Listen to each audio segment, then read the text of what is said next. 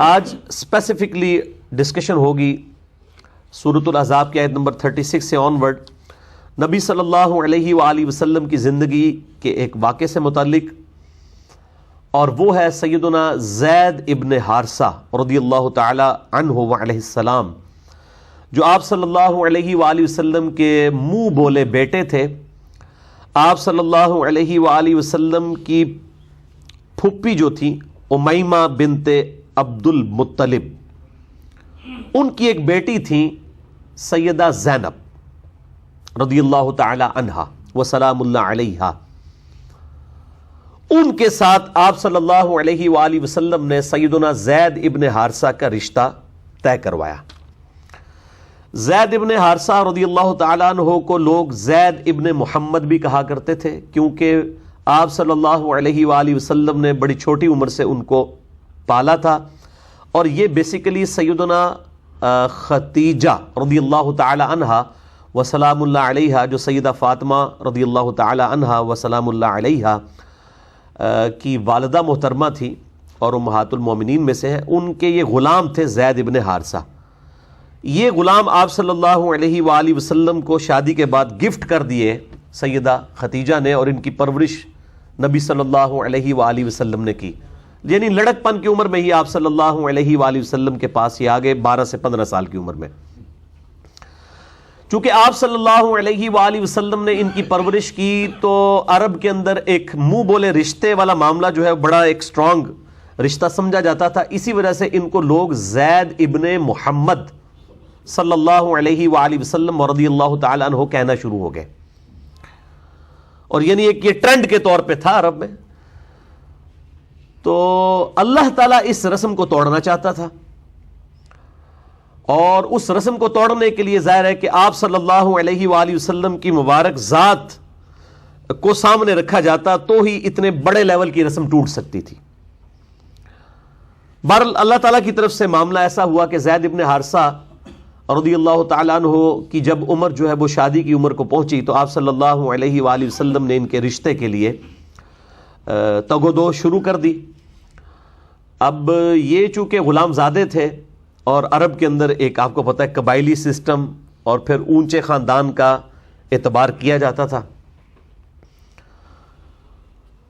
تو ان کے لیے رشتہ ارینج کرنا مشکل ہو گیا۔ تو پھر آپ صلی اللہ علیہ وآلہ وسلم نے اپنی ذاتی کوشش کے ساتھ سیدہ امیمہ بنت عبد المطلب، جو آپ صلی اللہ علیہ وآلہ وسلم کی پھپھی تھیں، ان کی بیٹی سیدہ زینب رضی اللہ تعالی عنہا وسلام اللہ علیہا کے ساتھ زید ابن حارثہ کے رشتے کی بات چلائی۔ لیکن ظاہر ہے کہ اب زید ابن حارثہ جو ہے وہ غلام زادے تھے، اور رنگ بھی ان کا کالا تھا حبشیوں والا، اور دوسری طرف ایک ہاشمی خاندان جو قریش کا اعلیٰ ترین قبیلہ، خانہ کعبے کے متولی سیدنا عبد المطلب، اور ان کی وہ آپ سمجھ لیں پوتی ہیں، نبی صلی اللہ علیہ وآلہ وسلم بھی ان کے پوتے ہیں، تو ایک اونچا خاندان تو تھا۔ تو وہ لوگ ریلیکٹنٹ ہوئے اس رشتے کو قبول کرنے کے لیے، حالانکہ اللہ کے نبی صلی اللہ علیہ وآلہ وسلم نے رشتہ طے فرمایا، لیکن انہوں نے قبول نہیں کیا اور تذبذب کا شکار ہوئے۔ تو اس پہ اللہ تعالیٰ نے پھر بڑی سخت آیات نازل فرمائی قرآن حکیم میں، اور فرمایا کہ جب اللہ اور اس کا رسول عز و جل و صلی اللہ علیہ وآلہ وسلم کسی معاملے میں حکم دے دیں، پھر کسی شخص کی اپنی مرضی نہیں رہے گی، چاہے وہ دنیاوی معاملات سے ریلیٹڈ بھی کوئی معاملہ ہو، پھر کسی اور کی مرضی رہے گی نہیں۔ یہ وہی چیز ہے جو میں اکثر کہتا ہوں، کوئی بیچارہ جوانی کی عمر میں داڑھی رکھ لیتا ہے، ماں باپ کہتے ہیں کہ جی وہ جناب تو نے جوانی میں ہی روگ لگا لیا، پھر لوگ مجھے فون کر کے پوچھ رہے ہوتے ہیں کہ جی وہ ماں باپ اجازت نہیں دے رہے، قرآن حکیم میں ماں باپ کی بڑی تابع فرمان ہونے کا اللہ تعالیٰ نے حکم فرمایا ہے، تو اب ہم ماں باپ کی بات مانتے ہوئے داڑھی مڈا دیں؟ اور کئی بیچاری بچیاں ہیں جو ماں باپ کے کہنے کی وجہ سے پردہ کرنا چھوڑ دیتی ہیں، اور پھر ایسے لوگ وہ ای میلز کے ذریعے رابطہ کرتے ہیں۔ تو میں ان کو یہ بتاتا ہوں، اللہ کے بندو، اللہ اور اس کے محبوب صلی اللہ علیہ وآلہ وسلم کی اطاعت کے اندر اندر ماں باپ کی اطاعت ہے، یہاں تو صحابہ کرام علیہم رضوان کو کہا جا رہا ہے کہ تمہاری اپنی کوئی مرضی نہیں رہے گی جب اللہ اور اس کے رسول صلی اللہ علیہ وآلہ وسلم کوئی حکم ارشاد فرما دیں. تو اب مجھے بتائیں صحابہ کا مرتبہ زیادہ ہے یا ہمارے ماں باپ کا؟ جب صحابہ کی مرضی ختم ہو جائے گی اللہ اور اس کے محبوب صلی اللہ علیہ وآلہ وسلم کے حکم کے مقابلے میں، تو اور تو کسی کی کوئی مرضی کی اہمیت ہی نہیں. حتیٰ کہ صحیح بخاری اور صحیح مسلم کی متفق علیہ حدیث ہے سیدنا مولا علی رضی اللہ تعالیٰ عنہ علیہ السلام سے کہ مخلوق کی اطاعت، آپ صلی اللہ علیہ وآلہ وسلم نے فرمایا کہ معروف کے اندر ہے، معصیت کے اندر کسی مخلوق کی اطاعت نہیں ہے خالق کے مقابلے کے اندر. اور یہ سخت ترین آیات یہاں پہ نازل ہوئی اس اعتبار سے کہ کسی مؤمن اور کسی مؤمنہ دونوں کے لیے یہ چیز شیان شان ہی نہیں ہے جبکہ اللہ اور اس کے محبوب صلی اللہ علیہ وآلہ وسلم کسی بات کا انہیں حکم دے تو ان کی اپنی مرضی بھی کوئی رہ جائے. ان الفاظ کے ساتھ میں آیات بعد میں کور کروں گا، پہلے میں پورا کے پورا واقعہ جو ہے وہ ڈسکس کر لوں. بہرحال آیات نازل ہوئیں تو ظاہر ہے کہ پھر کس کی مجال تھی، وہ رشتہ ایکسیپٹ کر لیا گیا، شادی ہو گئی. لیکن ظاہر ہے کہ وہ جب کف کا فرق آ جائے تو پھر دنیاوی اعتبار سے اس رشتے کا زیادہ دیر چلنا ممکن نہیں تھا. اور وہی ہوا. آپ صلی اللہ علیہ وآلہ وسلم کو آ کر اکثر زید ابن حارثہ یہ شکایت کیا کرتے تھے کہ یا رسول اللہ صلی اللہ علیہ وآلہ وسلم میری بیوی میرے ساتھ صحیح طریقے سے بیہیو نہیں کرتی. ظاہر ہے کہ وہ غلام زادہ ہی ان کو سمجھتی تھیں، خامن ہونے کے باوجود بھی وہ ڈیو رسپیکٹ نہیں دے سکی اپنے آپ کو ہاشمی خاندان سے سمجھتے ہوئے. بہرحال جو بھی تھا، تو آپ صلی اللہ علیہ وآلہ وسلم ان کو سمجھایا کرتے تھے کہ بس اسی طرح صبر و شکر کے ساتھ زندگی گزارو. بہرحال الٹیمیٹلی جب معاملہ بالکل یعنی بگڑ گیا تو طلاق والا معاملہ ہو گیا. اب آپ صلی اللہ علیہ وآلہ وسلم کے لیے ایک بہت بڑا امتحان شروع ہو گیا، کیونکہ آپ نے ہی تو انٹروین کر کے ایک ہاشمی خاندان کی عورت کی شادی کروائی ایک غلام زادے کے ساتھ، اور وہ جوانی میں ہی بیوہ ہو گئی.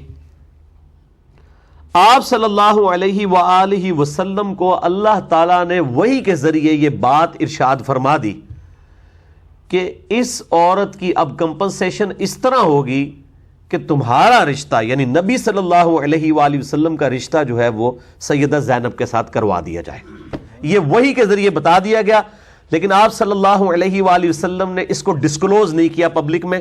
لیکن قرآن حکیم میں انہی آیات میں اس کا اشارہ بھی آ جائے گا کہ آپ صلی اللہ علیہ وآلہ وسلم اپنے دل کے اندر ایک بات چھپاتے تھے اور اللہ اس بات کو ظاہر فرمانا چاہتا تھا. اللہ نے یہ ڈیسیژن کر لیا تھا کہ اللہ تعالیٰ آپ صلی اللہ علیہ وآلہ وسلم کے ذریعے یہ چیز اسٹیبلش کرے گا کہ منہ بولا رشتہ کوئی رشتہ نہیں ہے. اگرچہ سیدہ زینب منہ بولے رشتے کے اعتبار سے آپ صلی اللہ علیہ وآلہ وسلم کی بہو تھی، اور بہو اور سسر ہمیشہ کے لیے حرمت کا رشتہ اسٹیبلش ہو جاتا ہے چاہے بیٹا طلاق بھی دے دے. لیکن چونکہ یہ منہ بولا رشتہ تھا اس لیے اس رشتے کا ہونا یا نہ ہونا برابر ہے، لیکن عرب کے کلچر کے اندر اس کو حقیقی رشتہ ہی سمجھا جاتا تھا. اور اگر یہ معاملہ ہو جاتا کہ آپ صلی اللہ علیہ وآلہ وسلم طلاق کے بعد اپنی منہ بولی بہو کے ساتھ رشتہ کر لیں تو ایک ہنگامہ کھڑا ہو جانا تھا. لیکن اب اس رسم کو توڑنے کے لیے بھی ضروری تھا کہ آپ صلی اللہ علیہ وآلہ وسلم کو فرنٹ پہ رکھ کے اللہ تعالیٰ کوئی ایسا معاملہ اسٹیبلش کرتا کہ تاکہ لوگوں کو یقین آ جاتا کہ منہ بولا رشتہ کوئی چیز نہیں ہے. اتنا بڑا واقعہ کیا گیا. اور یہ جو منکرین حدیث ہے نا، ان کے لیے واقعہ جو ہے نا وہ گلے کا پھندا بنا ہوا ہے، کیونکہ وہ اکثر ایسی احادیث جس میں اس قسم کے واقعات آتے ہیں تو وہ نبیوں کی حرمت کے خلاف اس کو سمجھتے ہیں. وہ کہتے ہیں دیکھیں جی نبی کی تو حرمت ہے، اللہ تعالیٰ کبھی بھی ایسا معاملہ نہیں کرے گا. وہ میں آج ڈیٹیل میں نہیں جاتا، میرا ایک یوٹیوب کے اوپر کلپ چڑھا ہوا ہے کیا صحیح بخاری 100% صحیح ہے جو لاکھوں لوگ دیکھ چکے ہیں، اس میں میں نے چند ایک واقعات کو ڈسکس کیا. لیکن یہ واقعہ ان کے گلے میں پھنسا ہوا ہے. اب وہ قرآن پاک میں آ گیا، اس کا انکار تو نہیں کر سکتے. حالانکہ اس کے اوپر بھی سیم ڈاکٹرائن کھڑی کی جا سکتی ہے کہ نبی کی تو ذات بہت اعلیٰ ذات ہے. اللہ تعالیٰ نے اگر رسم ہی ختم کرنی تھی تو کوئی ایک آیت نازل فرما دیتا. آپ صلی اللہ علیہ وآلہ وسلم کی مبارک ذات کو فرنٹ پہ کیوں رکھا گیا؟ تاکہ قیامت تک لوگ باتیں کرتے رہے کہ آپ صلی اللہ علیہ وآلہ وسلم نے نعوذ باللہ اپنی منہ بولی بہو کے ساتھ شادی کر لی ہے. حالانکہ ہمارے عام معاشرے کے اندر بھی جس بچے کو آپ نے بچپن سے لے کے پالا ہو اس کی پھر آپ خود شادی کروائیں تو ظاہر ہے کہ وہ اس سسر کے لیے وہ بہو کا درجہ ہی رکھتی ہے. یہ بڑا ناممکنات میں سے ہے کہ اس کے ساتھ وہ شادی کر لے. وہ ظاہر ہے کہ اس طرح کی چیز کبھی ڈیولپ ہی نہیں ہوتی ہے, اس کو تو بچے کی نظر سے ہی دیکھا ہوتا ہے. لیکن اللہ تعالیٰ نے یہ معاملہ کیا اور اس میں کوئی نبی کی حرمت بھی کوئی سٹیک پہ نہیں لگی ہے, کیونکہ رسم توڑنی تھی. اتنی بڑی رسم کو توڑنے کے لیے معاملہ کیا گیا. لہٰذا قرآن حکیم میں یہ واقعہ منکرین حدیث کے گلے کا پھندا بن چکا ہوا ہے. اگر یہ واقعہ بخاری اور مسلم میں ہوتا تو انہوں نے مذاق اڑانا تھا, دیکھو جی اللہ نے رسم ہی ختم کرنی تھی, اتنا بڑا واقعہ کرایا, آج تک جناب کافر پہ گلاں کر دینے, سارے اعتراضات کر دینے. تو اللہ تعالیٰ نے اگر رسم ہی توڑنی تھی تو کسی اس طریقے سے توڑ دی. تو یہ اعتراضات وہ کرتے اگر یہ بخاری اور مسلم میں واقعہ ہوتا, لیکن قرآن کے اندر آیا ہوا ہے. اس لیے میں نے جو نبی صلی اللہ علیہ وآلہ وسلم پہ جو جادو ہوا تھا, بخاری اور مسلم میں حدیث ہے, اس کے دفاع میں بھی میں نے اس واقعے کو دلیل کے طور پر کوٹ کیا تھا کہ آپ جو ڈاکٹرائن کھڑی کرتے ہیں تو اصل اصول اور مبادی پہ بات ہونی چاہیے. آپ اگر چھوٹے چھوٹے پک اینڈ چوز کریں تو یقین کریں آپ کبھی بھی بات ہی نہیں کر سکتے کسی کے ساتھ. پہلے اصول طے کرنے ہوں گے, کن اصولوں کے اوپر آپ نے بات کرنی ہے, پھر آگے معاملات چل سکتے ہیں. اس طریقے سے تو معاملات چل ہی نہیں سکتے. بہرحال طلاق دے دی سیدنا زید ابن حارثہ رضی اللہ تعالیٰ عنہ نے, اور یہ واحد صحابی ہیں زید ابن حارثہ جن کا نام قرآن میں آیا ہے. سیدنا ابو بکر عمر عثمان علی رضی اللہ عنہم اجمعین وعلیہم السلام کا نام قرآن حکیم میں نہیں آیا, لیکن زید واحد صحابی ہیں, اکیلے ہی اکلوتے صحابی ایسے ہیں جن کا نام قرآن کے اندر آیا ہے. اس سے آپ اندازہ لگائیں کہ معاملہ بہت کریٹیکل ہے. تو انہوں نے طلاق دے دی. آپ صلی اللہ علیہ وآلہ وسلم کو اللہ تعالیٰ نے وحی کے ذریعے خبر دے دی کہ اب تو آپ کا رشتہ ہم زینب کے ساتھ کریں گے. تو آپ ظاہر ہے کہ کوئی بھی شریف النفس آدمی, پھر آپ صلی اللہ علیہ وآلہ وسلم کے بارے میں تو بخاری مسلم میں آتا ہے کہ آپ میں کنواری لڑکیوں سے زیادہ شرم و حیا تھی. جس شخص کے اندر کنواری لڑکیوں سے زیادہ شرم و حیا ہو اور اس کو یہ بات بتائی جائے کہ پورے عرب کے کلچر کے ساتھ آپ کو اب جو ہے وہ سامنا کرنا پڑے گا اپنے منہ بولے بیٹے کی طلاق یافتہ بہو کے ساتھ آپ کی شادی ہم کروائیں گے, تو آپ صلی اللہ علیہ وآلہ وسلم اس حوالے سے جو ہے وہ پریشان تھے. لیکن اللہ تعالیٰ فرماتے ہیں ہم نے یہ رسم توڑنے کے لیے یہ چیز ظاہر کرنی تھی, اور باقاعدہ اس کی حکمت قرآن حکیم میں انہی آیات میں بیان ہوئی ہے کہ ہم نے یہ کیوں کیا ہے. اور اللہ تعالیٰ فرماتا ہے کہ اس سے پہلے بھی ہماری یہ سنت رہی ہے کہ ہم نے نبیوں کے ذریعے بڑی بڑی رسومات کو توڑا ہے. لہٰذا اگر آپ صلی اللہ علیہ وآلہ وسلم کی عزت اور ناموس اس حوالے سے کافروں کے لیے اعتراض کا سبب بن جائے تو آپ نے ٹینشن نہیں لینی. یہ اللہ تعالیٰ کی سنت ہے, اس کی مرضی جو مرضی وہ کرے. ظاہر ہے کہ جب اللہ تعالیٰ کی طرف سے تسلی ہوگی تو پھر نبی صلی اللہ علیہ وآلہ وسلم نے بھی اس معاملے میں استقامت کی, اور سیدہ زینب جو ہے وہ آپ کے نکاح میں آ گئیں, اور دنیاوی طور پہ آپ کا کوئی نکاح اس روئے ارض پہ نہیں ہوا. اور یہی وجہ ہے صحیح بخاری میں حدیث ہے سیدہ زینب رضی اللہ تعالی عنہا وسلام اللہ علیہا باقی امہات المومنین پر یہ فخر فرمایا کرتی تھی کہ تم ساری بیویوں کا نکاح دنیا میں ہوا ہے, اور میرا نکاح اللہ تعالیٰ نے 7 آسمانوں کے اوپر کیا ہے اپنے محبوب صلی اللہ علیہ وآلہ وسلم کے ساتھ. یہ صحیح بخاری میں حدیث موجود ہے. فوق 7 السماوات,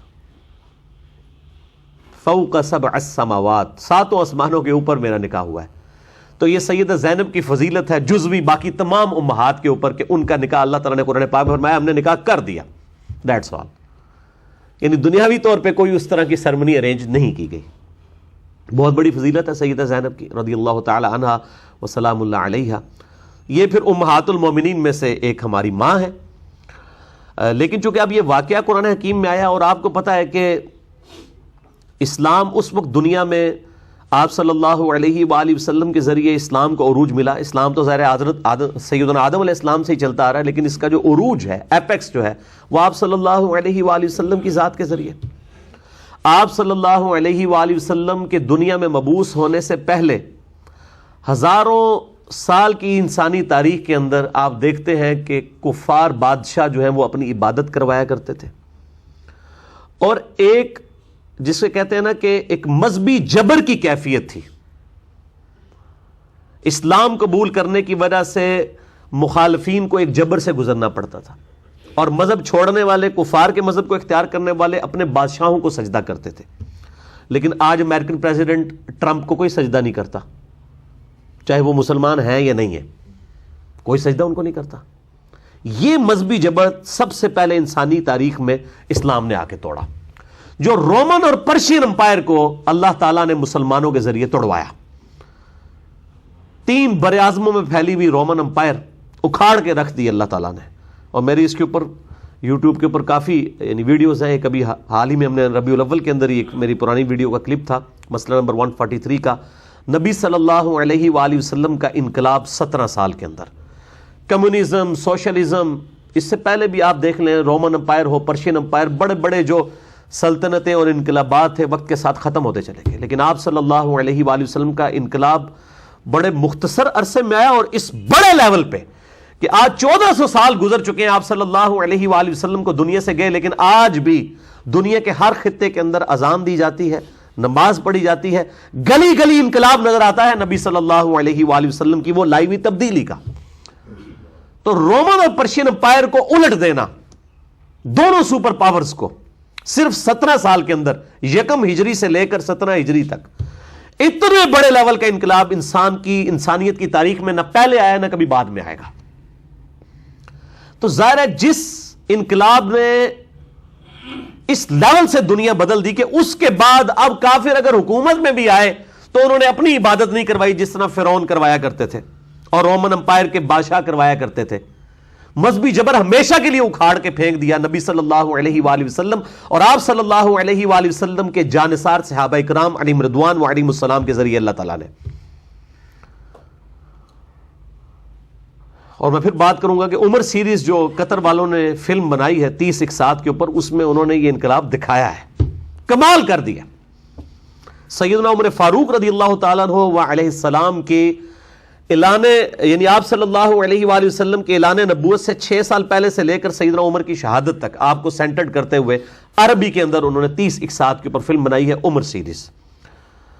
اس میں سارے کا سارا انقلاب دکھایا. آپ صلی اللہ علیہ وآلہ وسلم کو تو نہیں دکھایا گیا، لیکن باقی اصحاب کو سینٹرڈ کر کے بہترین انداز میں اتھینٹک جو اسلامک ہسٹری ہے، جس میں انہوں نے پھر غزوہ بدر، غزوہ احد، اسی طریقے سے صلح حدیبیہ اور فتح مکہ، اور اس کے بعد پھر رومن امپائر جو گری جنگ یرموک میں، اس کے بعد جنگ قادسیہ میں جو پرشین امپائر گر گئی، یہ ساری کی ساری جنگیں جو ہیں وہ دکھائی ہیں، کمال کر دیا. بہرحال جب اس بڑے لیول کی تبدیلی جس ریلیجن نے لائی ہو تو اس کے دشمن بھی اسی بڑے لیول پہ ہوں گے. انہی دشمنوں نے پھر جھوٹی اور جعلی روایات گھڑنی شروع کر دی پروفٹ صلی اللہ علیہ وآلہ وسلم کی پرسنالٹی کو ملائن کرنے کے لیے. کیونکہ اگر آپ صلی اللہ علیہ وآلہ وسلم کی مبارک ذات ملائن ہوتی ہے، ان کو بدنام کیا جاتا ہے، تو ظاہر اسلام کی تو پوری کی پوری عمارت ہی آپ صلی اللہ علیہ وآلہ وسلم کی مبارک ذات پہ کھڑی ہے. اس قرآن کی بھی تو اتھینٹسٹی آپ کی زبان مبارک ہی ہے، پورے کا پورا ریلیجن آپ کی ذات کے اوپر ہے صلی اللہ علیہ وآلہ وسلم. تو انہوں نے پھر اس قسم کے واقعات گھڑنے شروع کیے اور ان کو کتابوں میں داخل کرنے کی کوشش کی، پبلک کے اندر مشہور کر دیا، کہ جس کی وجہ سے آپ صلی اللہ علیہ وآلہ وسلم کی شخصیت ملائن ہو جائے، آپ کا کریکٹر ملائن ہو جائے. وہ شخصیت جس نے آ کر حیا کے حوالے سے جو ہے وہ ریلیجن میں ایسی ایپیکس کے اوپر تعلیمات دیں کہ بے حیائی کو، جس کو کہتے ہیں نا نتھ ڈالنے والی بات، حالانکہ پہلے ایسا نہیں تھا معاملہ، لیکن اس قدر یہاں تک فرما دیا، بخاری مسلم کی حدیث ہے کہ دیور بھی موت ہے. اس لیول کے اوپر حیا کا جہاں پہ اہتمام کیا جاتا ہو، تو ظاہر ہے کہ جو لوگ بے حیائی کو دنیا میں پریویل کرنا چاہتے ہیں، شیطان اور اس کے ایجنٹ، قرآن حکیم میں آیا کہ شیطان اور اس کے ایجنٹ تو چاہتے ہیں کہ مسلمانوں میں بے حیائی پھیلے. مسئلہ نمبر میرا 106 آپ دیکھ لیں، کالج کے لڑکے اور لڑکیوں کی ڈیٹس پہ ملاقاتیں، یہ اس کا ٹاپک ہے. اور مسئلہ نمبر 155 میرا سیکس کے اوپر، اس میں نے یہ ساری چیزیں کھول کے بیان کی ہیں. اس کے علاوہ بھی ہے مسئلہ نمبر 161A غض بصر، نظر کی حفاظت کے اعتبار سے، اور 161B جو ہے وہ عورتوں کے حجاب اور پردے کے اعتبار سے. اس میں نے کافی ڈیٹیل احادیث اور قرآن حکیم سے آیات پیش کی ہیں اس حوالے سے. تو انہوں نے کہا کہ آپ صلی اللہ علیہ وآلہ وسلم کی شخصیت کے بارے پہ ایسے بہتان لگائے جائیں کہ آپ صلی اللہ علیہ وآلہ وسلم کا کریکٹر بدنام کیا جائے، معاذ اللہ، کہ آپ صلی اللہ علیہ وآلہ وسلم کی زندگی میں بھی حیا سوز قسم کی کوئی واقعات انجیکٹ کر دیے جائیں، اور وہ پھر واقعات ظاہر ہے کہ وہ ہماری تفسیر کی کتابوں کے اندر بھی آ گئے. الحمدللہ احادیث کی کتابوں میں نہیں آئے، کیونکہ احادیث میں بہرحال جان پھٹک کی جاتی ہے صحیح اور ضعیف کے اعتبار سے.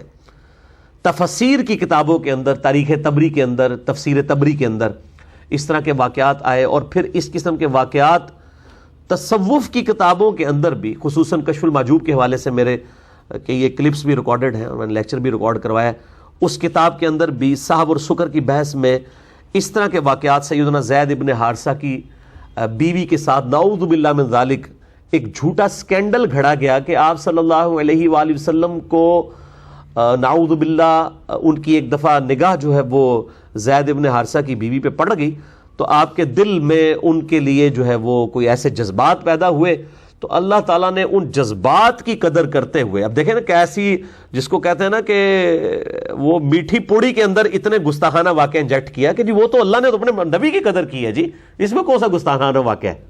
لیکن آپ دیکھیں کتنے غیر محسوس طریقے سے گستاخی انجیکٹ کر دی کہ نبی کی چونکہ نگاہ پڑ گئی تو نبی صلی اللہ علیہ وآلہ وسلم، حالانکہ یہ نہیں پتا کہ نبی صلی اللہ علیہ وآلہ وسلم کی جس نبی کی تعلیم ہے کہ اگر نگاہ پڑے تو ہٹا لو، اور صحیح مسلم میں حدیث ہے اگر کسی غیر عورت پر نگاہ پڑے تو اپنی بیوی کے پاس جاؤ، اس کے پاس بھی وہی کچھ ہے جو اس کے پاس ہے. جو نبی یہ تعلیم دے رہے ہیں اور پریکٹیکلی کر کے بھی دکھا رہے ہیں، انہوں نے یہ معاملات کرنے تھے، اور پھر جی وہ دل میں گھر کر گئی ان کی محبت نعوذ باللہ من ذالک، تو اللہ نے اپنے نبی کا ریگارڈ کیا. اب دیکھیں آپ، اللہ تعالیٰ کے بارے میں بھی حیا سوز واقعہ بیان کر دیا کہ اللہ تعالیٰ بھی نعوذ باللہ اس قسم کی بے حیائی کو کوئی نعوذ باللہ پروموٹ کرتا ہے، تو وہ ان کے دل میں گھر کر گئی. تو اللہ تعالیٰ نے پھر وہ زید ابن حارثہ کے دل میں نفرت ڈال دی سیدہ زینب کی، اللہ نے ڈال دی. حالانکہ میں نے بتایا کہ وہ تو ہاشمی اور غلام زادہ، وہ والا فرق تو آج بھی موجود ہے، آپ دیکھ لیں، وہ سٹیٹس کف بھی ایک ہی نہیں تھا، وہ یہ وجوہات تھی، تو وہ اس کی وجہ سے ان پہ حرام ہو گئی، تو انہوں نے طلاق دی، بعد میں شادی کر دی. اور پھر اس کے بعد انہوں نے کہا کہ جو اسی حوالے سے جو تصوف کے ہاں جو ہے سکر کا ایک کانسیپٹ پایا جاتا ہے، وہ بھی اسی کیٹیگری کے اندر فال کرتا ہے. اور جو صحب کا کنسیپٹ پایا جاتا ہے اس کے حوالے سے انہوں نے وہ تورات جو ٹیمپرڈ فارم میں ہے، اس کے اندر ایک واقعہ سیدنا داؤد علیہ السلام کے بارے میں بھی آتا ہے کہ وہ ان کی نگاہ ایک دفعہ اپنے صحابی اوریہ کی بیوی پہ پڑ گئی جو چھت کے اوپر نہا رہی تھی نعوذ باللہ، تو انہوں نے اوریہ کو جو ہے وہ آگے جنگ میں بھیج کے قتل کروا کے تو بعد میں اس کی بیوی کے ساتھ خود شادی کر لی نعوذ باللہ. اس سے تصوف کے ہاں صحب ثابت کیا گیا کہ بھول چوک، اور سکر کہتے ہیں وہ بھول چوک نہیں ہے، وہ تو بندہ اپنی ہوش میں ہی نہیں ہوتا. تو نعوذ باللہ نبی علیہ السلام بھی اپنی ہوش میں تھی، انہوں نے جان بوجھ کے نہیں دیکھا، بلکہ آپ نعوذ باللہ ہوش میں ہی نہیں تھے. حالانکہ قرآن تو کیا کہہ رہا ہے، ما ضل صاحبکم وما غوا، تمہارے نبی نہ کبھی بہکے ہیں نہ کبھی بہرا چلے ہیں. وما ينطق عن الهوى، وہ اپنی خواہش نفس سے کچھ نہیں کہتے. ان ہوا الا وحی یوحى، وہ تو وہی کہتے ہیں جو اللہ ان کو وہی کرتا ہے. اور بخاری مسلم کی حدیث کہ نبی علیہ السلام میں کنواری لڑکیوں، پردہ نشین لڑکیوں سے زیادہ شرم و حیا تھی. آپ صلی اللہ علیہ وآلہ وسلم اتنے شرم و حیا والے تھے، یہ معاملات آپ کے ساتھ ہو ہی نہیں سکتے تھے. بالوں نے وہ واقعات لیے اور اس میں انہوں نے جو ہے، چونکہ آپ کو پتا ہے تصوف کے ہاں کیسی کیسی چیزیں پائی. ہمارے آپ لاہور شہر میں ایک مزار ہے مادو لال حسین، جی وہ کہتے ہیں مادو لال ایک لڑکا تھا ہندو، اور حسین جو ہے وہ ایک مسلمان بزرگ تھے، وہ اس لڑکے پر عاشق ہو گئے تھے، اور وہ عشق مشوقی انہوں نے وہ یعنی دو مردوں کی آپس میں چلائی ہے، ایک ہندو کی اور ایک مسلمان کی. اور کہتے ہیں وہ آج بھی وہ میلہ چراغاں ہوتا ہے ان کے نام کے اوپر. اور وہ کہتے ہیں کہ جی وہ چونکہ ان کے درمیان ایک عشق محبت کا رشتہ تھا تو وہ ان کا نام جو ہے اکٹھا بن گیا، اور اس میں مادو لال کا نام پہلے بولا جاتا ہے اور حسین کا. اب اس قسم کے واقعات پھر اب ظاہر ہے کہ اس قسم، اور آج تک آپ ٹی وی پہ آپ دیکھ لیں خبریں آتی رہتی ہیں آئے دن، کبھی کوئی پیر جو ہے وہ کسی لڑکی کو لے کے بھاگ جاتا ہے، کبھی کوئی اس طرح کے معاملات. اب یہ ساری کی ساری چیزوں کو انہوں نے جسٹیفائی کرنے کے لیے، ظاہر ہے مسلمانوں کو یہ سمجھانے کے لیے کہ بھئی یہ بھی کوئی ایک تصوف کا ایسا رنگ ہوتا ہے جس میں انسان جو ہے کوئی لڑکا لڑکی، کوئی مرد کسی مرد کے اوپر عاشق ہو جاتا ہے یا کوئی مرد کسی غیر محرم عورت پہ عاشق ہو جاتا ہے. تو وہ کہتے ہیں یہ عشق مجازی یا عشق حقیقی، وہ کہتے ہیں بھئی عشق حقیقی تک پہنچنے کے لیے عشق مجازی کی ضرورت ہے. اب یہ ساری کی ساری جو انہوں نے یہ جعلی چیزیں تھیں، ان کو جسٹیفائی کرنے کے لیے ان واقعات کا سہارا لیا. اب جب انہوں نے ان واقعات کا سہارا لیا تو اب ظاہر ہے کہ وہ آج تک ہمارے گلے میں فٹ ہوئے ہوئے ہیں، اور وہ نبی صلی اللہ علیہ وآلہ وسلم کی شخصیت کو ملائن کیا جاتا ہے. تو میں نے ان آیات کے اندر آپ کو پتہ چل جائے گا، میں نے اسی لیے پورے کا پورا واقعہ بیان کیا کہ بالکل ایسی چیز نہیں تھی، نعوذ باللہ من ذالک۔ قرآن خود اپنی حفاظت کرتا ہے، احادیث خود حفاظت کرتی ہیں، اور میں اکثر کہا کرتا ہوں کہ ہمارے محبوب صلی اللہ علیہ وآلہ وسلم کی شخصیت وہ شخصیت ہے جس پہ ہزاروں کیمرے فٹ تھے۔ باقی جتنے انسان ہیں نا، ان کے بارے میں ایک تاریخ دان بیٹھ کے نا تو کہتا ہے فلاں بادشاہ یہ تھا، فلاں یہ تھا، فلاں یہ تھا۔ ایک بندہ ہزاروں بندوں کے بارے میں ہسٹری لکھتا ہے، اور ہمارے نبی صلی اللہ علیہ وآلہ وسلم کی شخصیت وہ ہے کہ جن کے بارے میں ہزاروں لوگوں نے ایک بندے کی شخصیت کو روایت کیا ہے حدیث کی کتابوں کے اندر، لیکن آپ کا کوئی ایک جانثار صحابی بھی ایسا نہیں جو آپ کے ساتھ پوری زندگی اٹیچ رہا ہو اور وہ آپ کی وفات کے بعد کبھی آپ کے دین کو چھوڑ گیا ہو۔ فتح مکہ کے موقع پہ جو لوگ انٹر ہوئے تھے وہ کئی ایک جو ہے مرتد بھی ہو گئے۔ میرا انشاءاللہ تعالیٰ ایک دو دن تک کلپ بھی مسئلہ نمبر 96 سے وہ تیار کروایا میں نے، وہ اپلوڈڈ ہو جائے گا کہ صحابی کی تعریف کیا ہے۔ ٹھیک ہے، ہم سارے لوگوں کو صحابہ نہیں مانتے ہیں جنہوں نے حضور صلی اللہ علیہ وسلم کو ایمان کی حالت میں دیکھ لیا، بلکہ وہ صحابی ہوگا جو آپ صلی اللہ علیہ وآلہ وسلم کی اس نے کچھ صحبت اختیار کی، اس کے بعد مرنے کے بعد مرتد نہیں ہوا۔ ورنہ کئی صحابہ تو حضرت ابوبکر کے خلاف منکرین زکوٰۃ بن گئے، مسلمہ کذاب کے ساتھ جا کے مل گئے۔ بخاری و مسلم میں حدیث ہے کہ ایسے لوگ جب میرے حوض کوثر پہ لائے جائیں گے، میں کہوں گا یا ربی اصحابی اصحابی، اے میرے رب یہ میرے صحابہ ہیں، تو اللہ تعالیٰ کہا آپ کو نہیں پتا آپ کے بعد انہوں نے دین کو چھوڑ دیا تھا، دین سے الٹے قدم پھر جائیں گے، پھر گئے تھے۔ تو میں کہوں گا سحقا سحقا لمن غیر بعدی، ان پر پھٹکار ہو جنہوں نے میرے بعد میرے دین کو بدل دیا۔ یہ جو پکڑ کے ہمارے اہل حدیث لوگ بریلوی دیوبندیوں کے اوپر لگا رہے ہوتے ہیں، یہ تو اصل الفاظ اصحابی اصحابی کم از کم 10 روایتیں بخاری و مسلم میں موجود ہیں حوض کوثر کے کانٹیکسٹ میں۔ خیر یہ الگ سے انشاءاللہ کلپ ایک آدھ دن میں اپلوڈ ہو جائے گا، وہ کلپ تیار ہو گیا تقریباً 12-13 منٹ کا، مسئلہ نمبر 96 عظمت صحابہ، رد المنافقین اور سنی شیعہ کے اختلاف کا تحقیقی جائزہ۔ تو یہ آپ صلی اللہ علیہ وآلہ وسلم پہ ہزاروں کیمرے فٹ تھے، لیکن آپ کا کوئی ساتھی آپ سے الگ نہیں ہوا کہ جی ہم تو مفاد کی خاطر اس کے ساتھ اٹیچ تھے نعوذ باللہ، اور آپ وفات کے بعد ہم آپ کو حقیقت بتاتے تھے یہ شخص یہ نہیں تھا، بلکہ حالت یہ ہوئی ہے کہ آپ کی زندگی میں وہ عروج نہیں آیا، اور یہ اللہ تعالیٰ نے آپ کی نبوت کی حفاظت کی۔ هو الذی ارسل رسولہ بالہدی ودین الحق لیظہرہ علی الدین کلہ، وہی اللہ ہے جس نے اپنے محبوب صلی اللہ علیہ وآلہ وسلم کو الہدا یعنی قرآن اور دین حق کے ساتھ مبعوث کیا تاکہ اس کو تمام ادیان پر غالب کر دے۔ ولو کرہ الکافرون، چاہے کافر اس کا، ولو کرہ المشرکون، چاہے مشرک اور کافر اس کا برا مان جائے۔ تو آپ صلی اللہ علیہ وآلہ وسلم کی مبارک زندگی میں اگر یہ دین کا غلبہ ہوتا، لوگ کہتے ہیں ہاں جی بڑے بڑے لیڈرز آئے تھے، غلبہ تو ہو ہی جانا تھا، لیکن آپ کے بعد ہوا ہے، اور اس حالت میں ہوا ہے جب ہزاروں لوگ جو فتح مکہ پر آپ پہ ایمان لے آئے تھے، آپ کی وفات کے بعد وہ دین کو چھوڑ گئے، اس کے باوجود اللہ تعالیٰ نے صحابہ کرام علیہم رضوان، خلفائے راشدین علیہم رضوان و علیہم السلام کو اس قدر استقامت دی کہ وہ پیشن کے ساتھ چلے اور پہلے عرب کے اندر غلبہ حاصل کیا، اس کے بعد رومن اور پرشین امپائر کو جنگ قادسیہ، جنگ یرموک کے اندر اکھاڑ کے رکھ دیا۔ تو یہ غیر معمولی اللہ تعالیٰ کی مدد تھی صحابہ کرام علیہم رضوان کے ساتھ۔ تو اتنے کیمرے جس شخص کے اوپر فٹ ہوں اس کو تو یعنی اپنا کریکٹر اس کا تو بالکل کھلی کتاب ہوتا ہے۔ تو ایسا کوئی واقعہ کسی حدیث کی کتاب کے اندر رپورٹ نہیں ہوا۔ یہ واقعات پبلک کے اندر، ایون حدیث کی کتابوں میں بھی کئی جعلی واقعات آ گئے، لیکن شکر ہے صحیح اور ضعیف کے فرق نے جو محدثین اسماء و رجال کا علم ڈیولپ کیا ہے اس کی برکت سے اکھاڑ کے وہ پرے پھینک دیے گئے۔ اور یہ تو شکر الحمدللہ کسی حدیث کی کتاب میں بھی واقعہ نہیں آیا، یہ تفسیر طبری کے اندر آیا۔ تفسیر ابن کثیر میں بھی حافظ ابن کثیر نے اسے نقل کیا اور کہا کہ یہ بالکل جعلی واقعہ ہے، اور علامہ قرطبی نے بھی اس کو جعلی کہا، لیکن تصوف کے ہاں نہ صرف یہ واقعہ نقل کیا گیا بلکہ انہوں نے اپنے بزرگوں کی جو غلط عقائد اور نظریات تھے ان کو ڈیڈکٹ کیا اس واقعے کے ساتھ، جو ہے ہی بالکل جعلی تھا۔ تو آج میں اس کی ڈیٹیل میں نہیں جاؤں گا، میں آلریڈی اس کے اوپر کافی دفعہ بول چکا ہوں۔ مسئلہ نمبر 71B آج سے 5 سال پہلے میرا ریکارڈڈ ہے، انڈیا اور پاکستان کے بزرگوں کی 19 گستاخانہ عبارات کا تحقیقی جائزہ، اور ریٹن میں بھی ہماری ویب سائٹ اہلسنتپاک.com پہ میرا ریسرچ پیپر ہے، اندھا دھند پیروی کا انجام، جو لیکچر کے اینڈ پہ سب لوگوں کو مل جائے گا۔ اس میں نے یہ سارے واقعات نقل کیے ہیں اور قرآن و سنت سے ان کے اوپر محاسبہ کیا ہے۔ تو مسئلہ نمبر 71B بھی میرا دیکھ سکتے ہیں۔ اس کے علاوہ مسئلہ نمبر 164A اور 164B، جس میں نے پریکٹیکلی یہ کتابیں جو ہیں HD کیمرے میں دکھا کے اور یہ ساری چیزیں بتائی ہیں کہ لمحہ فکریہ ہے ان کتابوں کو چھاپنے والوں کے لیے، اور لمحہ فکریہ ہے ان لوگوں کے لیے کہ جو ان کتابوں کو اس اعتبار سے پبلک میں پریزنٹ کر رہے ہیں کہ شاید اصل ریلیجن ان کتابوں کے اندر موجود ہے، جن میں ایسے گستاخانہ عبارات موجود ہیں، اور میں نے ان ویڈیوز میں بھی بار بار کہا، میں آج بھی کہتا ہوں کہ ان کتابوں کے مصنفین کے ساتھ ہمارا کوئی لینا دینا نہیں ہے، کیونکہ ہمیں نہیں پتا انہوں نے لکھا یا نہیں لکھا، ہمارا جھگڑا ان لوگوں کے ساتھ ہے جو آج تک وہ کتابیں چھاپ رہے ہیں۔ بہرحال آج میں اس ڈیٹیل میں نہیں جاؤں گا، یہ اتنی گفتگو کافی تھی۔ اب ان آیات کو کور کر لیتے ہیں۔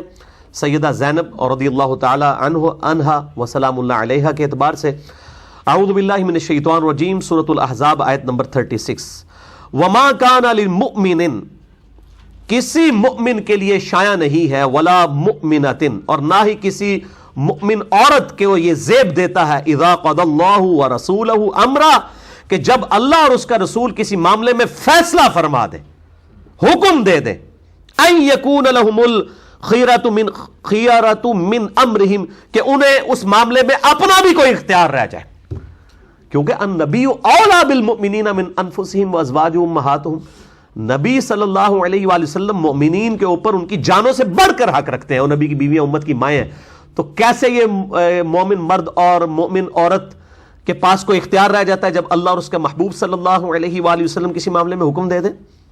وَمَن يَعْصِ اللَّهَ وَرَسُولَهُ فَقَدْ ضَلَّ ضَلَالًا مُبِينًا، جو کوئی اللہ اور اس کے رسول کی معصیت کرے گا، نافرمانی کرے گا، وہ گمراہ ہوا اور گمراہی میں بھی دور جا پڑا۔ تعویل خاص کے اعتبار سے یہ سیدہ زینب کے حوالے سے ان کے خاندان کے لوگوں کو تنبیہ کی جا رہی ہے، ہم تو کسی کھاتے میں نہیں ہے کہ جو اللہ اور اس کے رسول کی نافرمانی کرے وہ گمراہ ہو گیا، ہم لوگ کس کھاتے کے اندر؟ وَإِذْ تَقُولُ لِلَّذِي أَنْعَمَ اللَّهُ عَلَيْهِ، اور یاد کرو وہ وقت جب تم اس شخص کو فرماتے تھے اے نبی صلی اللہ علیہ وآلہ وسلم کہ جس پر اللہ نے انعام کیا، وَأَنْعَمْتَ عَلَيْهِ، اور جس پہ آپ نے بھی انعام کیا تھا، یعنی آپ نے بچپن سے لے کے اس کو پالا۔ اب وہ یہ آیات دیکھیں ایک کانٹیکسٹ کے ساتھ ہے، ان آیات کو لے کے وہ سورہ توبہ میں بھی اس طرح کی آیات آتی ہیں ملتی جلتی، تو وہ کہتے ہیں کہ جی وہ اللہ بھی انعام کرتا ہے امت کے اوپر، نبی علیہ السلام بھی کرتے ہیں۔ تو اب آپ دیکھیں وہ اسپیسیفکلی وہ انعام کیا ہے، اس حساب سے تو ماں باپ بھی انعام کرتے ہیں اولاد کے اوپر، ٹھیک ہے، کتنے یعنی آپ سمجھیں ایکسٹریم الفاظ ہیں، رب ارحمہما کما ربیانی صغیرا، اے میرے رب ان دونوں پر رحم فرما جس طرح انہوں نے بچپن میں مجھ سے پالا تھا۔ رب کا لفظ ماں باپ کے لیے استعمال کیا گیا ہے، لیکن وہ دنیاوی اعتبار سے ہے، تو یہاں بھی دنیاوی اعتبار سے کہ اے نبی جس پہ تو نے انعام کیا تھا، یعنی تو نے اس کو بچپن سے یعنی پالا تھا، یعنی زید ابن حارثہ کو۔ امسک علیک زوجک، اور آپ صلی اللہ علیہ وآلہ وسلم اس کو کیا کہتے تھے کہ اپنی بیوی کو اپنے پاس ہی اپنی زوجیت میں رکھ، واتق اللہ، اور اللہ سے ڈر، ٹھیک ہے۔ اب آپ صلی اللہ علیہ وآلہ وسلم کیا نعوذ باللہ یہ آپ کوئی کہہ سکتے ہیں دنیاوی اعتبار سے کوئی ایکٹنگ والا معاملہ تھا؟ نہیں، جب آپ کوئی کہہ رہے ہیں اور اللہ بھی فرما رہا ہے کہ آپ یہ کہتے تھے، آپ کی تو پوری خواہش تھی کہ وہ عورت ان کے عقد میں ہی رہے۔ وَتُخْفِي مَا فِي نَفْسِكَ، اور آپ چھپاتے تھے اس بات کو جو آپ کے جی میں تھی۔ مَاللَّهُ مُبْدِيهِ وَتَخْشَى النَّاسَ، جس بات کو اللہ نے ظاہر فرما دینا تھا اور آپ لوگوں سے ڈرتے تھے۔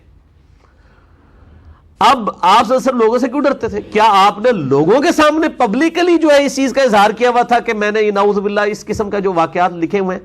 نہیں، آپ کو اللہ نے وحی کے ذریعے فرمایا کہ بھئی یہ مستقبل میں فیصلہ ہونے والا ہے، جیسا کہ آپ دیکھیں نا مسند احمد میں صحیح سند کے ساتھ یہ حدیث موجود ہے کہ آپ صلی اللہ علیہ وآلہ وسلم کو اللہ تعالیٰ نے سیدنا حسین علیہ السلام کی شہادت سے 50 سال پہلے ہی فرما دیا کہ اس بچے کو آپ کی امت جو ہے وہ فرات کے کنارے شہید کر دے گی، اور آپ کی زار و کتار آنکھوں سے آنسو رواں تھے۔ سیدنا علی آئے اور کہا اے اللہ کے نبی صلی اللہ علیہ وآلہ وسلم، میرے ماں باپ آپ پہ قربان، آپ کو کس نے غمگین کیا؟ تو فرمایا ابھی بھی جبرائیل آئے تھے اور مجھے کہا کہ آپ اس بچے سے پیار کر رہے ہیں جبکہ آپ کی امت اسے قتل کر دے گی۔ 50 سال پہلے بتایا جا رہا ہے، تو اب 50 سال بعد ایک واقعہ ہونا ہے اور آپ صلی اللہ علیہ وسلم رو رہے ہیں، آپ کو اللہ نے وحی کے ذریعے پہلے بتا دیا۔ اور پھر کہتے ہیں میں نے جبرائیل سے کہا کہ مجھے وہ کربلا کی مٹی دکھاؤ، تو انہوں نے یوں ہاتھ مار کے سرخ رنگ کی مجھے کربلا کی مٹی بھی لا کے دکھائی۔ تو یہاں پہ بھی آپ صلی اللہ علیہ وسلم کو پہلے بتایا گا یہ بھی معاملہ ہو جائے گا، اللہ کو تو پتہ ہے نا آگے مستقبل میں کیا ہونے والا ہے۔ وَتَخْشَى النَّاسَ، اور آپ لوگوں کے تشنیع سے، تانوں سے بھی ڈرتے تھے کہ لوگ کیا باتیں کریں گے کہ اس نے اپنی بہو، ایکس بہو جو تھی، حالانکہ وہ حقیقی تو نہیں تھی، منہ بولی تھی، اس کے ساتھ نکاح کر لیا۔ وَاللَّهُ أَحَقُّ أَن تَخْشَىٰ، جبکہ اللہ اس چیز کا زیادہ حقدار ہے کہ آپ اس سے ڈریں، اللہ کا خوف کریں، لوگوں کی باتوں کی کوئی پرواہ نہ کریں۔ یہ ہمارے لیے بھی ہے، آج بھی آپ جب سچائی پہ چلیں گے نا میرے بھائیوں، لوگوں کو سچائی کو نہیں ہضم ہوتی ہے. اور یہ جو معاملہ ہے، نبی علیہ السلام بھی بہرحال انسان تو تھے نا، آپ بھی یہ چاہتے تھے کہ کوئی تانو تشنی میرے اوپر نہ ہو، لیکن اللہ تعالیٰ کیا فرما رہا ہے؟ لوگوں کے تانوں کی پرواہ نہیں کرنی، آپ نے جو حق بات ہے اس کے اوپر چلنا ہے. آپ اللہ سے ڈریں. آج بھی اگر کوئی بات آپ حق سمجھتے ہیں لوگوں تک پہنچائیں، آپ لوگوں کے تانوں کی پرواہ نہ کریں. اگر ہمارے نبی علیہ السلام کو ایک آ جا رہا ہے تو ہمیں تو بدرجہ اولا کسی کی پرواہ نہیں کرنی چاہیے. ٹھیک ہے. واللہ احق ان تخشا، اللہ اس چیز کا زیادہ حقدار ہے کہ آپ اس سے ڈریں. فلما قضا زید، جب زید کی غرض اس سے پوری ہو گئی، منہا وطرا، اور سیدنا زید علیہ السلام نے اپنی خواہش جو پوری کر لی، یعنی جو ان کو بیوی بنا کے رکھا تھا، اس کے بعد اس سے علیحدگی اختیار کر لی. زوجناکہا لکی لا یکون علی المؤمنین حرج، تو ہم نے آپ کا نکاح اسی عورت زینب کے ساتھ کر دیا تاکہ مومنین کے لیے کوئی حرج نہ رہے. فی ازواج ادعیائہم، ان کے منہ بولے جو بیٹے ہیں ان کی بیویوں کے بارے میں، اذا قضوا منہن وطرا، جب کہ وہ ان کو طلاق دے چکے. اب وجہ اللہ نے خود بتا دی ہے کہ نکاح کیوں کروایا ہے. نعوذ باللہ اس لیے نہیں کرایا کہ آپ کو زینب پسند تھی، بلکہ اس لیے کہ منہ بولے بیٹوں کے ساتھ رشتے کے معاملے میں کوئی حرج باقی نہ رہے. وَكَانَ أَمْرُ اللَّهِ مَفْعُولًا، اور یہ تو اللہ کا ایسا حکم تھا جو ہر حال میں پورا ہو کر رہنا تھا. بھئی اللہ کے علم میں تو حضرت زید کی پیدائش سے پہلے بھی سیدہ زینب حضور کی بیوی لکھی ہوئی تھی. جامع ترمذی میں حدیث ہے صحیح سند کے ساتھ، میں اللہ کے ہاں اس وقت بھی خاتم النبیین لکھا ہوا تھا جب آدم علیہ السلام ابھی مٹی اور پانی کے درمیان تھے. آدم کی پیدائش سے پہلے نبی صلی اللہ علیہ وآلہ وسلم اللہ کے ڈیوائن علم میں خاتم النبیین تھے. تو حضرت آدم علیہ السلام کی پیدائش سے پہلے ہی اللہ کے علم میں تو سیدہ زینب امہات المومنین میں سے ایک تھی نا. اللہ تعالیٰ فرماتا ہے جو ہم نے طے کیا تھا. اب یہ ظاہر ہے کہ اللہ تعالیٰ یہ سارے سرکمسٹانسز بھی اللہ تعالیٰ بناتا ہے، یہ حقیقت بات ہے. یعنی اللہ تعالیٰ نے یہ سارے حالات و واقعات بنائے ہیں کہ پہلے وہ منہ بولے بیٹے کے ساتھ رشتہ ہوگا، پھر اس اعتبار سے طلاق والا معاملہ ہو جائے گا، اور پھر الٹیمیٹلی نبی صلی اللہ علیہ وآلہ وسلم کو جو ہے وہ اس رسم توڑنے کے لیے فرنٹ لائن پہ لایا جائے گا. ما کان علی النبی من حرج، کسی نبی کے لیے کوئی حرج نہیں، وہ کوئی مذائقہ نہیں اس معاملے میں، فیما فرض اللہ لہ، کہ جب اللہ تعالیٰ اس کے لیے کوئی چیز حلال کرتے. یعنی اب حضور کو تسلی دی جا رہی ہے. آپ کے اندر شرم و حیا والا معاملہ تو بہت تھا نا، کہا کہ جب اللہ آپ کو اجازت دے رہا ہے پھر آپ کو اس معاملے میں کیوں کسی اعتبار سے بھی پریشان ہونے والی بات نہیں ہے. سنت اللہ فی الذین خلو من قبل، اور یہ اللہ کا طریقہ آپ سے پہلے پیغمبروں کے حق میں بھی رہا ہے. یہ نہیں ہے کہ یہ آپ کے ساتھ ہی ایسا معاملہ ہوا ہے، آپ سے پہلے بھی پیغمبروں کو فرنٹ لائن پہ لا کے بڑی بڑی رسومات کا خاتمہ کیا گیا. یہ آپ کے ساتھ کوئی اکیلے یہ معاملہ نہیں ہو رہا صلی اللہ علیہ وآلہ وسلم، بلکہ آپ صلی اللہ علیہ وآلہ وسلم سے پہلے بھی ہوا. وَكَانَ أَمْرُ اللَّهِ قَدَرًا مَقْدُورًا، اور اللہ کا حکم ایسا فیصلہ ہے جو کہ طے پا چکا ہوتا ہے، ڈیفینیٹ چیز ہے. اللہ تعالیٰ نے جو چیز اسٹیبلش کرنی ہے وہ کر دینی ہے.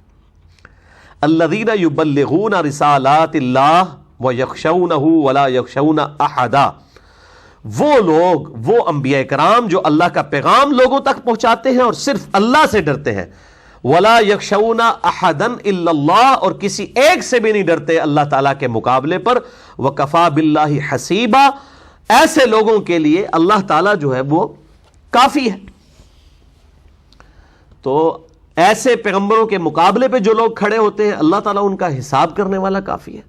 نبیوں کو ٹینشن لینے کی ضرورت نہیں ہے. اللہ تعالیٰ نبیوں کی پشت پہ ہے، ان کی پشت پناہی کرنے والا ہے، مددگار ہے، اور انبیاء کرام علیہ السلام کے ذریعے ان رسومات کو مٹایا جاتا ہے. لیکن لہٰذا آپ صلی اللہ علیہ وآلہ وسلم کے ساتھ جو یہ معاملہ ہوا آپ نے اس کی ٹینشن نہیں لینی.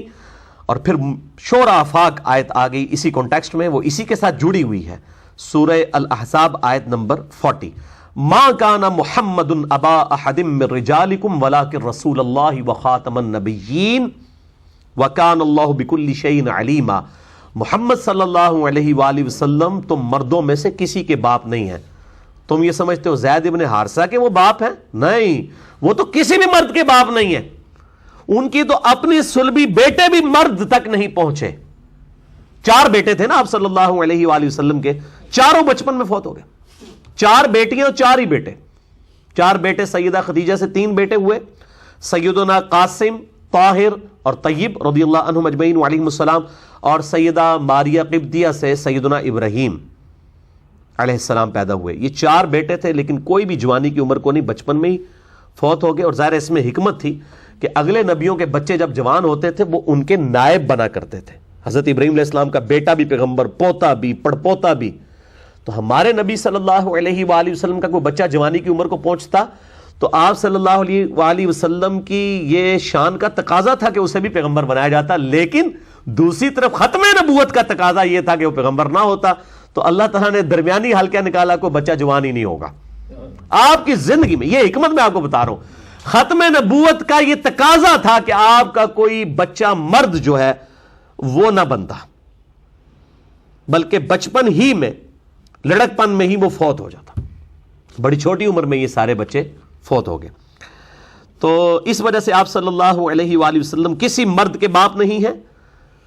زید ابن حارثہ کیا، وہ تو اپنے بھی جو بچے ہیں وہ بھی مرد تک نہیں پہنچے، ان کے بھی باپ اس اعتبار سے کسی مرد کے باپ نہیں ہیں. ولیکن رسول اللہ، بلکہ وہ تو اللہ کے رسول، وخاتم النبیین، اور نبوت کی مہر ہے.